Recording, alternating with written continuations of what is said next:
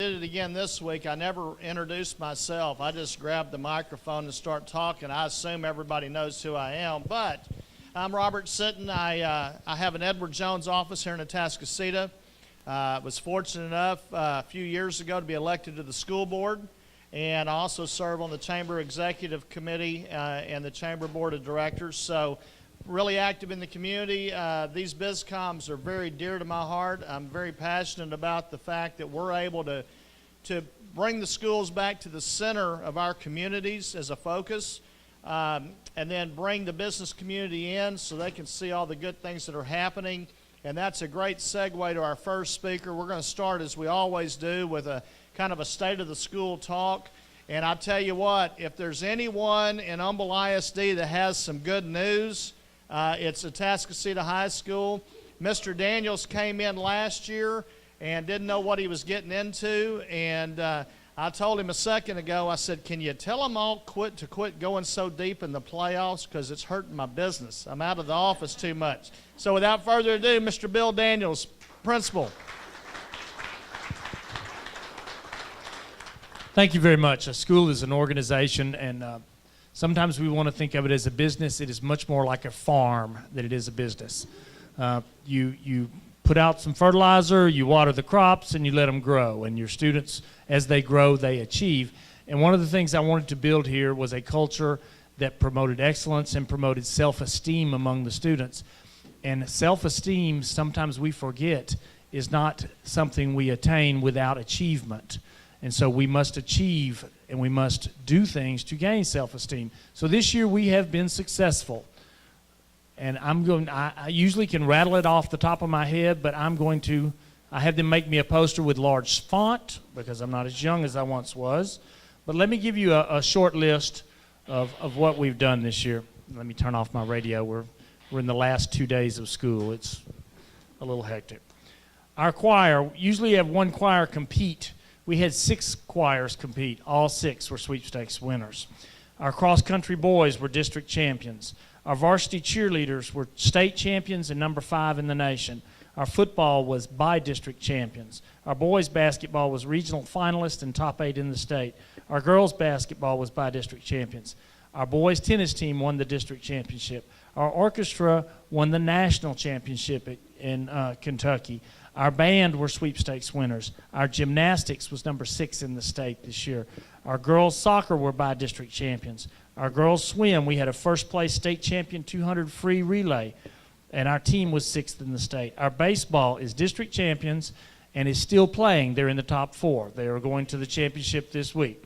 Our softball was area champions and made it deep in the playoffs. The Patriots have won at almost every event they went to.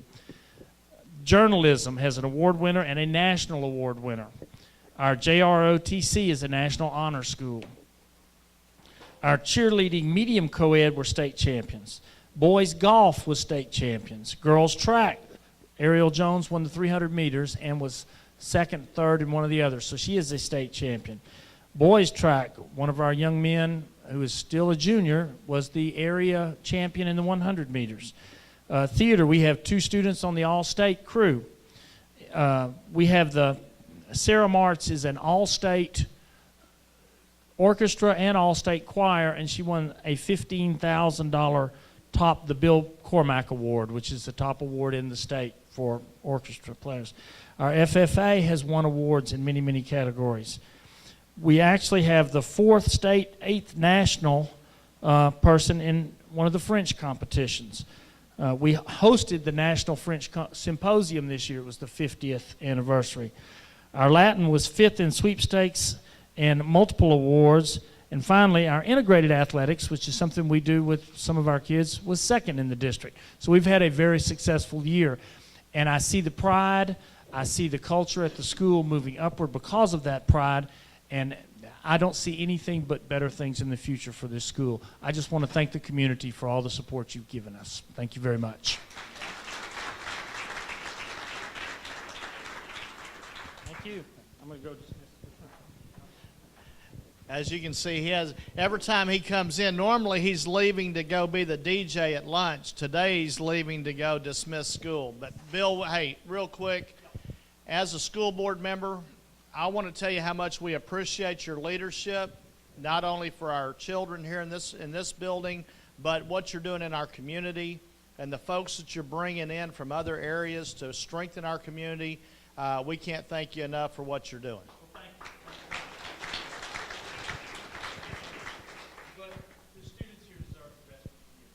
All right.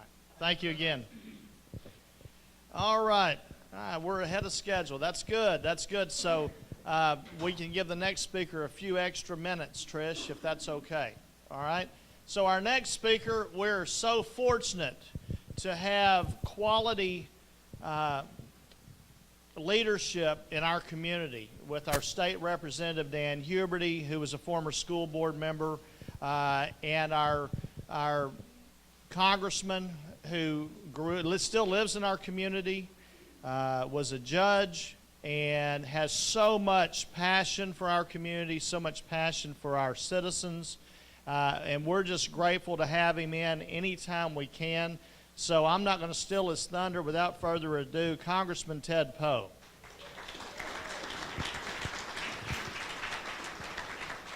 So you got a little extra time. Okay, thanks a lot. I appreciate the chance to be here. It's always good to get out of Washington and be around some friendly folks. I do commute every week, and we do live over in the Oaks of Atascocita. Same house for 37 years. All the kids are grown, married, and 11 grandkids, and that's the next slideshow, or the 11 grandkids. But I do commute, and it's good to be back for a couple of days. I want to congratulate Atascocita, or as the locals say, Tuscasita High School, for their baseball team. When the Astros come up next year to draft, they need to draft the whole team and replace the Astro players we have now with the Atascocita High School baseball team. One other thing I'd like to mention that's going on great with the school district, I don't see Dr. Sconzo is here, I think, but, over here. We had this event across the street to honor our wounded heroes, and the whole community participated, a lot of people. Kim, 400 people, 400 veterans, 400 wounded veterans, some of them serious, came, and we had, school district had, all three of the junior ROTC programs participate. I have never been to a program where all of the schools that had a junior ROTC were there, and that's the Atascocita, Summer Creek, and Kingwood Park as well. Over 100 members carrying flags, and they were there, stood there a long time waiting for these wounded vets to land and come over, and it was impressive, folks. The junior ROTC program in this school district, Dr. Sconzo, is very, very impressive, training young men and women to go into our military.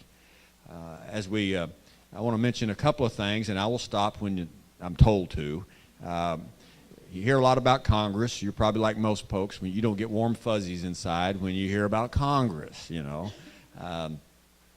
But we've done some good things, and when you do some bipartisan things in Congress, it doesn't make the news. It just doesn't. But some good legislation passed 2 weeks ago.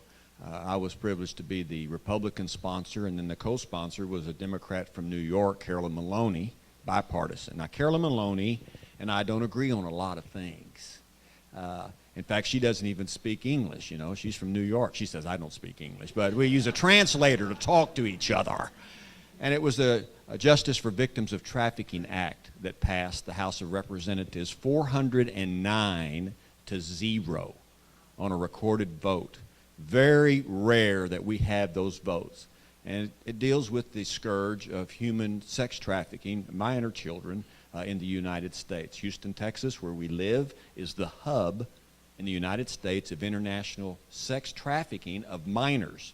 And we are talking about the average age of girls 11 to 13 being brought into here and shipped all over the United States. We also are one of the hubs for domestic trafficking of American children or people who live in the United States. People don't talk about it much. It's very difficult to believe it occurs. And it's slave trade.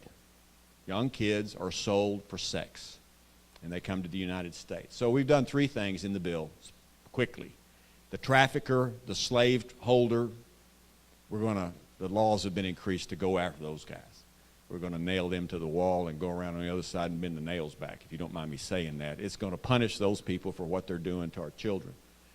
But on the other end, more importantly, it rescues the children and treats them as victims of crime instead of criminals. Always before, and Texas was the first state to change this concept and the law. Children, 13-year-old girl is picked up by the police for prostitution. And then she's prosecuted in the juvenile justice system. Usually the trafficker makes her bond and pays her fine, and she is still in the slave trade. There's no such thing as child prostitution. A child cannot consent to sex. So they're victims of crime. And so we treat them as victims of crime, find resources to rescue and restore them. There are very few beds and shelters in the whole country for them. But the mindset under law enforcement in our country is to do exactly that, rescue and restore these victims.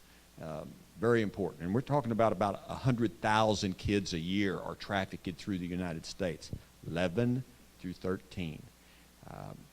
There's a lot of ways that we as parents need to be aware of what takes place, but let me just tell you this. A trafficker is not some old guy in a trench coat. They are young, good-looking males in their early 20s. They hang out at the mall. They seduce young teenage girls in middle school, and then they spend a little time with a relationship, and before you know it, that girl disappears. She's in the sex trade. Be careful about some of those things, and we got a lot of information on that for parents about making sure your kid's not kidnapped.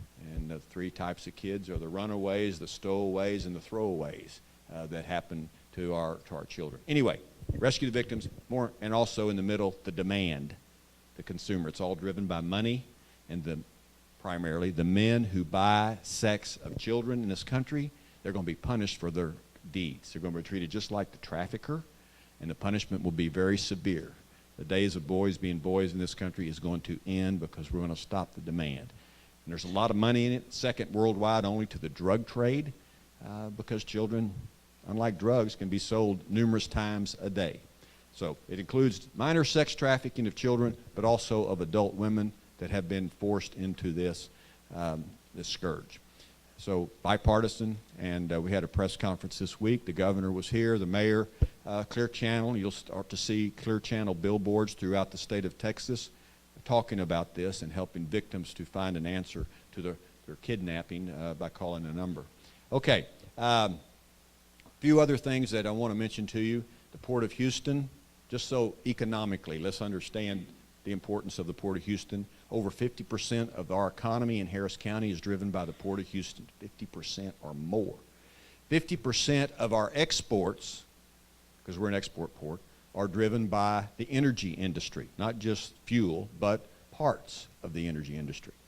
So we want to make sure that the Port of Houston and the other Gulf ports, primarily in Texas, get the harbor maintenance funds that they have paid into. And we're working on that. I'm co-chairman with Janice Hahn, bipartisan, of course, on the Ports Caucus, trying to restore our ports and make sure that they are what we want them to be. No one would have thought 5 years ago that we would be able to have so much energy we could export it, and we have a lot. If Texas were a country, we would be third in the world on natural gas. That's how much we got in Texas. Third in the world. We have more than we can use, and so we want to export it. I was in Ukraine recently for several reasons. I'm chairman of the terrorism subcommittee, so I always go somewhere where you normally have to wear a bulletproof vest. But I was in Ukraine, and they want to buy natural gas to compete with Gazprom. Russia's natural gas has a monopoly on Eastern and really Western Europe. So we want to export natural gas and expedite that. The government's too slow in granting permits of exporting natural gas. I tell them about Bluebell ice cream. You know, Bluebell ice cream, it just happens to be the world's greatest ice cream. It is the greatest ice cream. Happy Tracks is the best of all of that. Happy Tracks, try it, it's wonderful. And we want to follow the Bluebell ice cream philosophy, which is we eat all we can and we sell the rest. So I told folks in Ukraine, that's what we want to do in Texas. We want to use all we can, and we want to sell all the rest of the natural gas we have to you. And they agree with that. So that we're working on exporting natural gas. We have so much in West Texas, they're capping the wells. In the Dakotas, they're flaring 1,500 wells. What does that mean? They're burning off natural gas. 1,500 wells is equivalent to energy needs for 1 million homes. Export it. Let's expedite the exporting of it. Big scheme of things on exporting and natural gas and even Texas sweet crude. We have abundance of that. We want to promote this idea of energy independence. 4 countries of Canada, United States, Texas, and Mexico. We have all of the natural resources, really, that we need. We need to work together, the North American Alliance, and compete with OPEC. We can make the Middle East, not just their politics, but the Middle East irrelevant, because we won't be dependent on them for energy. We'll be a competitor worldwide, these four countries. And working on that to export natural gas, and as well as Texas sweet crude as well. So those are a few comments. I could talk forever. I'd rather hear questions. We got 5 minutes or 6 minutes of questions. Is that right, Trish, wherever you are? Oh, I do. Okay, well, if you don't ask questions, I will keep talking, but I'd rather hear from y'all. Questions. Don?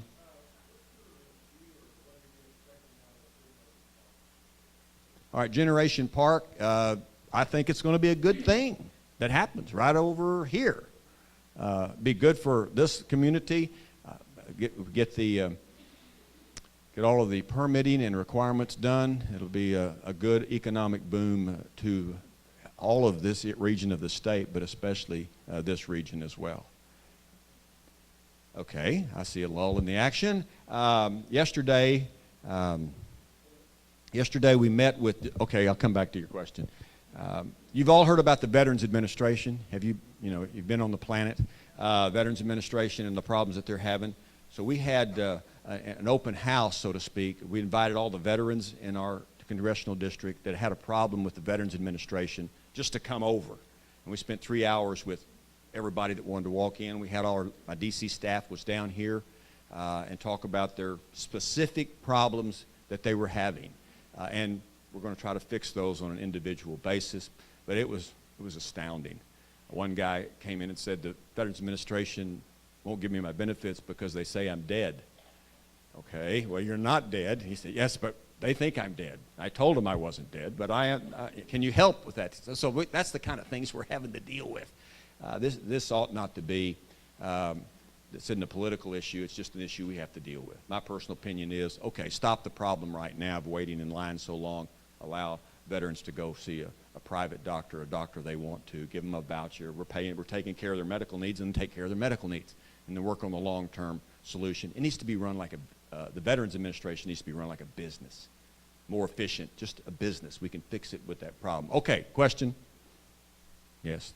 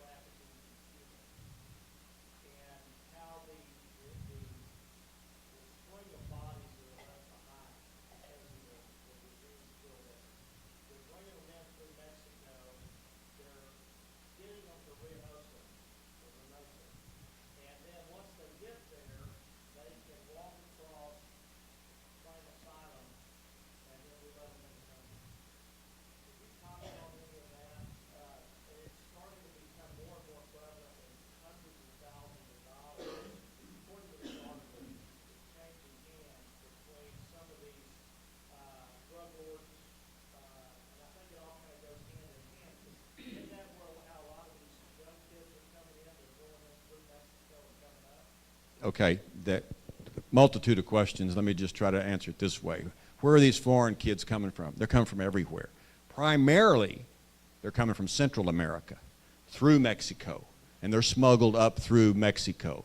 I have visited shelters in Central America, even as far away as Peru, where a lot of these kids are. But that's the route. And the drug cartels are just one of the groups smuggling these children. For money, the drug cartels will bring anything into the United States, including people, and they are. The risk of apprehension is less, the punishment is less, and you can use a child more than once. So the drug cartels are moving into the child slavery business because of the consequences, and there's a lot of money in it. It includes anybody for money will get into the United States working through the drug cartels. That goes back to the problem with the border of the United States with Mexico. It's still very porous, especially in some places. And it's the drug cartels are the ones that are causing the concern, but not just with drugs. Yes?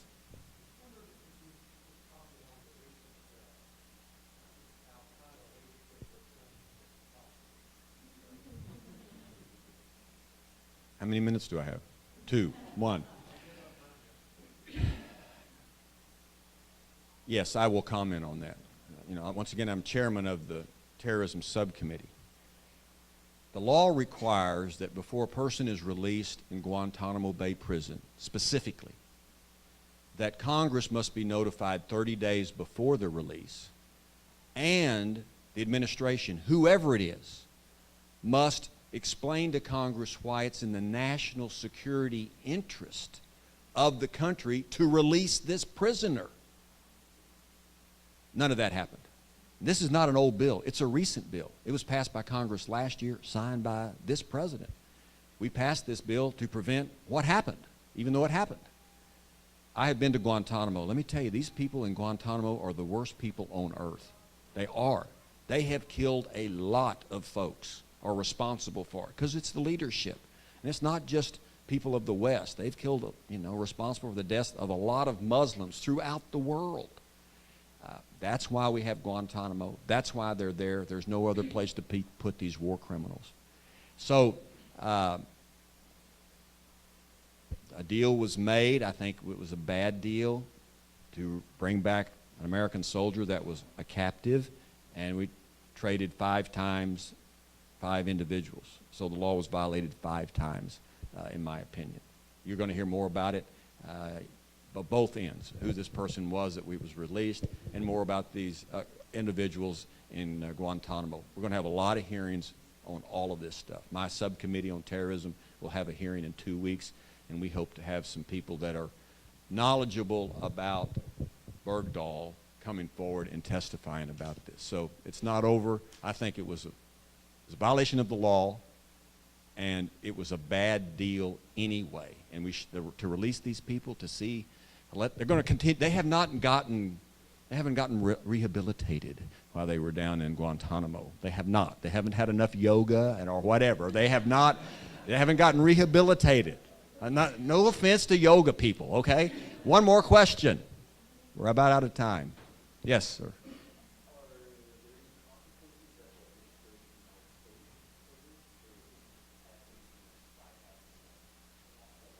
Ignoring the law, violating the law, yes, there will be some consequences. And it is a violation of the law in several respects. And really, I don't want to go into that, but there will be some consequences for this, this action. So anyway, I appreciate the chance to be here with you. Remember, we have an office in Kingwood. So Kim is here. She knows all of y'all. Contact us anytime about anything. I need input from you on what you think, but also some ideas on how to solve a lot of our problems. Thanks again. And the chamber came to Washington, and thanks for coming to Washington. It was good to have the chamber, those of you who came, and show you all around. It was great. It does help when y'all come up there. And well, before you get off, I'm going to put you on the spot here. You got to tell your Jeep story, because there's probably 3/4 of the room hadn't heard the Jeep story. okay. We've got just a couple minutes. Do I have permission, Trish? Okay. When I got elected,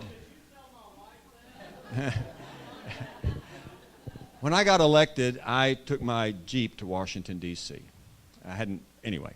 And so when President Bush was president, and the first chance I had to go to the White House, I was invited to go to the White House, see the president. Normally the way President Bush did meetings with members of Congress, he would invite 6 members over, 3 Republicans, 3 Democrats. They'd send a van from the White House to the Capitol, pick you up. You get the police escort over to the White House, and you go inside.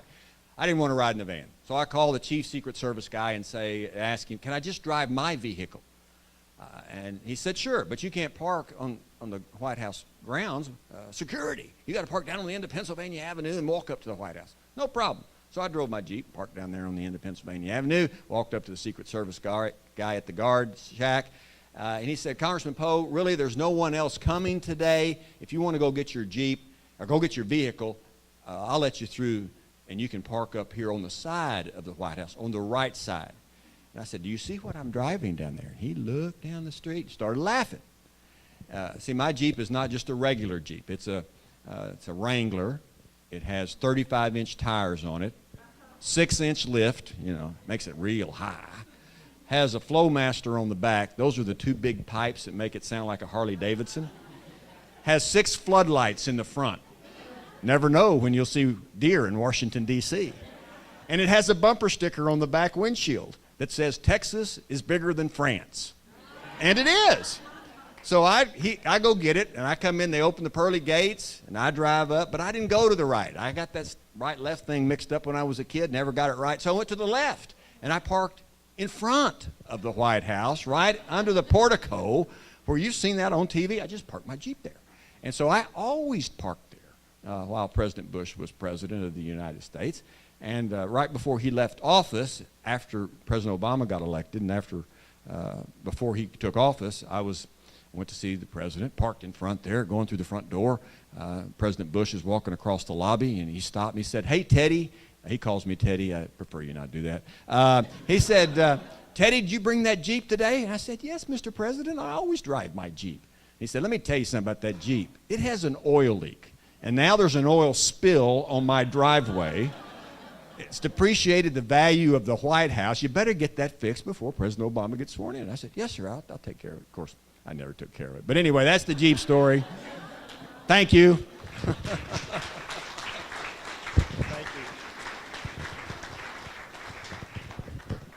you. It's really neat, and Kim Brode is here. And if you ever have any questions whatsoever, contact Kim. She'll get the information to Congressman Poe. You'll get an answer. I don't know how many times that we've talked and gotten answers. And over the last month, he has spoken to a group of students at Summer Creek High School. He's here for us today.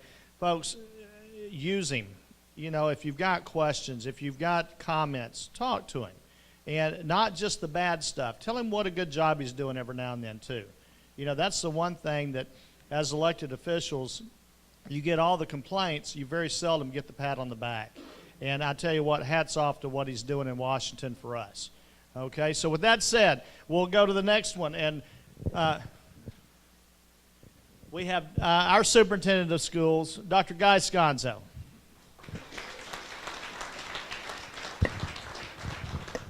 Well, thank you. All of the accolades that can be given to Congressman Poe are deserved. But I want to share with all of you, the greatest thing about our congressman is his wife, who was a retired teacher from Humble ISD, and she was a great teacher when she taught for us. So please give her our best. Okay, what I want to kind of share with you very quickly is over the last month, our board had commissioned and has received and now reviewed the update of the demographic study of our school district. So I want to share with you a look ahead over the next 8 to 10 years and put some numbers to and hopefully prepare us all for everything that we see and experience, particularly in Atascocita and along this Westlake Easton corridor. Over the next 8 to 10 years, and let me start with today as the reference point. So we'll end this school year, thank you, Lord, tomorrow, with close to 39,000 children in our school district. In the next 8 to 10 years, that will grow by over 13,500 new children. Those 13,500 new children, and parenthetically, that's the demographer's conservative projection. It could be greater than that. But those 13,500 children are going to require an additional 3 elementary schools, 2 new middle schools, and yes, a new high school. That new high school really needs to be, according to the study, really needs to be up and operating no later than 2023, 2024, which sounds like, to some of us, is a long time from now, but it's really not. That new high school needs to be located on this Westlake Easton corridor, and it literally, ideally, needs to be midway between Summer Creek High School and Atascocita High School. Because when we get to that point, Summer Creek High School will be serving more than 4,500 kids, and Atascocita High School should be right at 4,000. That growth is really exciting. We've been there, we've done that in the mid-2000s, that very fast, almost 2,000 new kids a year kind of growth. I think our board has managed that exceedingly well. So I really don't have, for whatever it's worth, I really don't have heartburn at all about what's ahead. But my lack of heartburn is really fueled by, I think we're well poised to be able to, at least in the short term, manage that growth effectively. Back in 2008, that was the last year that you, us, as a community, supported a bond referendum for schools. Of that bond 2008 program, there still remains $155 million in authorized but unsold bonds. Our board has taken the position very strongly that when we get to the place where we can turn those authorized bonds into sold bonds, which means then we could have cash in the bank for capital improvements, all of those $155 million will be dedicated to only 2 things: build new schools, purchase land for those new schools. Now, in all candor, that's not what we said back in 2008. It's not what we planned to do. But we're at a place in time where truly that's what needs to be done. We're hopeful that our debt capacity will allow us to sell as much as $70 million of that $155 million in the spring of 2015. And if you think about or you have a question about, well, if there's such a need, why don't you sell the bonds tomorrow? Our debt capacity, our objective, our board's objective, is to not go beyond what the voters were told in 2008, and that is that our tax rate for debt service would be no more than 35 cents. So that's what it is today, and the way we're planning to sell bonds out into the future, it maintains no change in the local tax rate. So the point of selling in 2015 in the spring, the point I want to make about that is, and really I hope you would in turn, next time someone either says something in your presence or questions you because of your leadership and involvement in our community, I hope you will feel a little equipped to be able to respond. And that's this. This coming school year, our 2 newest elementary campuses, Atascocita Springs Elementary and Lakeshore Elementary, just right up the road a bit. Both those campuses will have, for the first time, portable classrooms. And the following year, there will be more portable classrooms. And the following year, there will be a few more portable classrooms. That's not only just the reality of dealing with fast growth and managing it as best as possible, but the real point is, strictly from a management standpoint, if you will, you really should not plan to open a new school until the school or schools that you are trying to relieve of crowding reach about 130 to 140% of capacity. Until you get to that place on a campus, you don't have enough children to really justify the expense of opening another campus. So I wanted to really point that out for this reason. Any time in my long career you place portables on a campus for the first time, that's not a very popular thing to do. People are less than thrilled with that. But I hope to be able, and with your help, hope to be able to get people to see that one, we've been there and done that, and life was fine, and children got educated very, very well. But also from a management, a fiscal standpoint, you really have to plan so that you have that critical mass that enables you to open that next new campus. Lastly, and I'm done, because Trish says I'm out of time. Lastly, keep also, if you would, in the back of your mind, in terms of managing that growth and all the new campus needs and so forth, that from the moment you have money in the bank and you break ground to build a new school, it'll take at least 18 months to open a new elementary school. It'll take at least 23 months to open a new middle school. It takes at least 3 years to open a high school. So that's why, and our board has been so great about this. I would say that behind his back.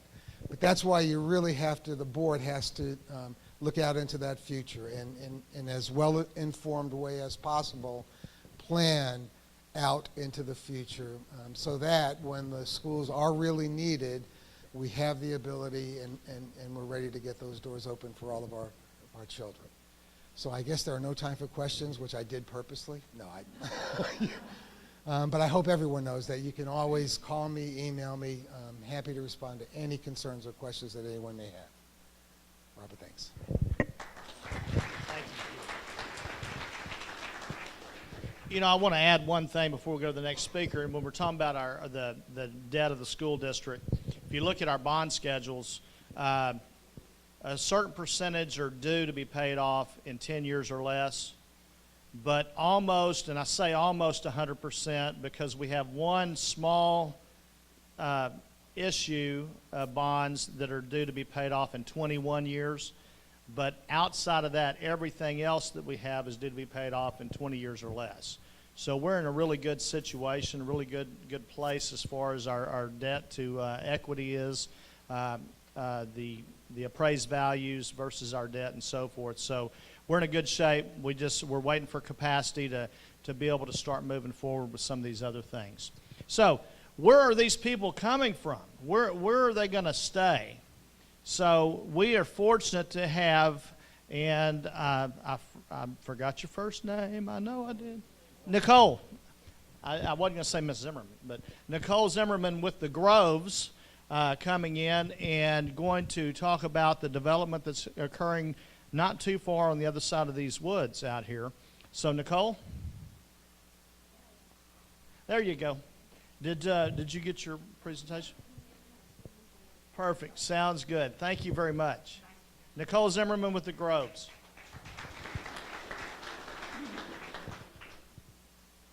Well, hello, everybody. I wish I didn't have to follow these two wonderful guys, but I'm very excited to talk about our new community.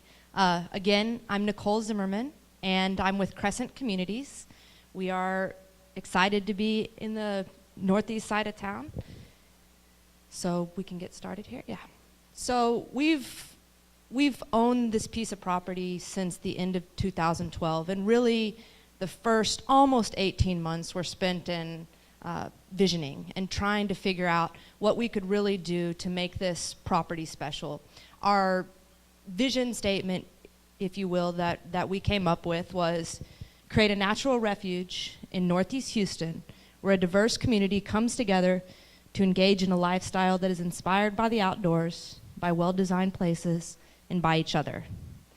So it's not too much of a stretch to embrace the idea of life in the woods here. This is a beautiful part of town that we don't necessarily get on the west prairies of Katy. So we really wanted to do everything we can to save the trees. We'll start with a quick land plan here. We're 1,000 acres total. will be about 2,200 single-family homes. When complete, that'll take about 8 to 10 years. Our first phase, which is currently under construction, and we plan to have residents moved in by the end of this year. It's just kind of show you where it is. To get you guys oriented, this is Westlake Houston Parkway. This is the Union Pacific Railroad. Lakeshore is right here. Summerwood is down here. And Eagle Springs is right here. First phase, 189 home sites. I believe we have a stellar cast of home builders. We've got David Weekley Homes and Village Builders on the 55-foot by 130-foot lots. We've got Darling Homes and Highland Homes on the 60-foot by 130-foot lots. And Taylor Morrison and Trendmaker on the 70 by 130-foot lots. And perfect follow-up to Dr. Sconzo's comments earlier. We have set aside land for 2 schools. We haven't worked with the school district to finalize what those schools will be, but something that we need to do, so keep me honest with that, please. Our school sites are here and here right now, but I know that the school district might want a combined elementary middle site, so we are willing to work with them there. We also have a planned 10-acre village center. This is an aerial taken a couple weeks ago. Just thought it would be pretty cool to show you exactly what's going on right now. You're looking southwest. This is Westlake Houston, and that's the Beltway. So this is our property. Again, Lakeshore, Eagle Springs, and then Atascocita High School is right down here. Okay, diving into the amenities. In our first 2 phases, we've got roughly 1.75 miles of trails. Haven't planned the entire trail system for the whole community, but will likely be 5 to 6 miles. We have a community link creek situated within more than 100 acres of open space. It is not there. We are currently excavating, and we've got hundreds and hundreds of trucks coming up and down Westlake Houston Parkway every day. And then we have 90 additional acres of parks, community, and open space. So our first phase amenity is a welcome lodge, and that'll be complete with a sales center, multipurpose room, lounge, outdoor plaza, fire pit, great lawn, natural play area. We're gonna really try to bring social programming, so we'll bring food trucks out, have movies on the lawn. That'll be pretty cool. We're also planning a fish camp for phase 2, which will be great for dads to take their sons out, and it'll be a stocked pond, catch and release. And then in phase 3, which a couple years from now, we'll have our lifestyle center, which is our main amenity with pool. Schedule. We're trying to finish our home sites right now. We'll have the builders moved in by fall, and again, hope to have residents living there by the end of this year. We will have our public grand opening after the Super Bowl next year, because nothing happens before the Super Bowl. And I think that's it. Here's just a couple facts on Crescent Communities. We're based out of Charlotte, North Carolina, very new to Texas. It's our first project in Houston. I am from Houston, was raised on the west side, so I'm very excited about becoming familiar with this side of town. With that, a couple minutes for questions, if anybody's got any. Yes, ma'am. Well, phase 1 is Timberwood Middle and Atascocita High. And then all the future phases are Summer Creek High, and I need to verify the middle, because we just had the schools opening up on Woodland Hills. Okay, it's currently Wood Creek. Anybody else? Oh, great question, and I'm sorry I didn't touch on that. We're going to start around 250,000 and go into the low 4s. That's the plan right now. And if you want to check us out, go to www.thegrovestx.com. I'll be here afterwards if anybody has questions. Thanks so much. so much. All right, so that's the newest and the biggest going in. Hopefully we'll have more announcements in the fall of some of the other ones coming in. So real quick, over the last 2 years, we've talked about different developments and where they're at and where they're going. And I'm proud to bring up our next speaker to kind of give us an idea of what has happened to that little old golf club that used to be Atascocita Country. Which I'll mention, Atascocita is going to have their very first full July 4th family festival and fireworks show this year, free to the public. Eat all the hot dogs, hamburgers, and sausage on a stick that you can bear. We'll have the Mambo Jazz Kings for patio dance. A young lady from the Woodlands who's a very accomplished 19-year-old recording artist will be performing inside the Overlook. And then, of course, you don't want to miss the New Year's Eve Gala. Anybody that missed that last year, you missed quite a show with the Ezra Brooks Review. So fill that out and send it back to us. The only other thing you'll ever get any emails from us on, if you're a social member, is if we have a crisis, neighbor in need, or a real community situation that needs some help. Other than that, we're pretty quiet. The golf course. We opened the Shores course, the first course, back in October. We did a real quick 30-day membership drive because one of my missions is to keep that golf course semi-private, not fully private. If young people, as we're moving, I believe, the Atascocita High School's golf team over to the Overlook, but even college students, it's got to be affordable for them to come play. If you're going to have a membership basis, you have to give folks that can't afford memberships a chance to come on in and enjoy the course. I know for me, and I've lived out here 20 years ago, I played this golf course for the first time 3 months ago. Because as a young man, I couldn't afford a membership, and I didn't know anybody that belonged there. So I'd never even played my own golf course before. I played it. It sent me back home, and I guess I'll try to play it again. It was brutal, but, you know, I won't go into that. We did a quick membership drive of just 30 days and immediately signed up 280. I believe we're approaching 300 members now. We closed the membership unless you know somebody who's already a member. The third page shows you what the membership outline was. Initially on that first one, we did a $300 initiation one-time fee, and those members come and play for $12.99 a day, not a round, a day. That's golf cart, green fee, and range balls.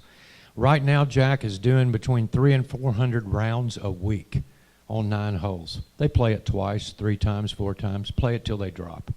The good thing about it is, as we move into next week, next Friday, all the sprigs are coming from the farm in refrigerated 18-wheelers, and we will be sprigging the other 18 holes of the old NCAA championship course, that being the Pinehurst and the Points course. Those sprigs, we're going to double sow them. What that means is we'll be sowing them up and down and crossways. It's very possible we will be able to putt those greens in late August. Our goal was to have it in the fall. But whenever that 18 holes opens, we are then going to go back and close the first 9 holes and come back in with some more mascara and lipstick on it and get it back up. Greens are starting to turn now because we got those things sprigged late in the fall and didn't get to enjoy a lot of the good hot weather and that we needed. But the good thing about this membership is that we're going to keep it very, very affordable. Bless his heart, you know, Jack went ahead and opened this. Half of the folks were saying, let's wait, let it really get grown in before you open it. The other half was saying, we want to play now. And then I'm looking at Jack, and he's losing weight by the day because he's starving to death. He's not a big corporation, and I'm not either. So we had to get some revenue started on there, and it's worked really, really well. But as you go forward, as we go into this membership, it's the most affordable membership that I think you're going to find anywhere. We don't do long-term contracts. It's 30 days. 30-day notice if you are going to drop a membership. The other thing that we've allowed, we have a lot of gentlemen, young men over there that are 85-plus years old. They're like me. They're not going to golf when it's 99 degrees. We allow, if you furlough 90 days or more, you can furlough your membership, come back in when you're ready without another initiation fee. The fees that are daily fees will be 35 weekly, 45 weekends. Once we get the other 18 open, we're looking at possibly reopening Kingsley's Barn Grill inside. We'll see if that happens or not. But the good thing about it is it's not a backbreaker.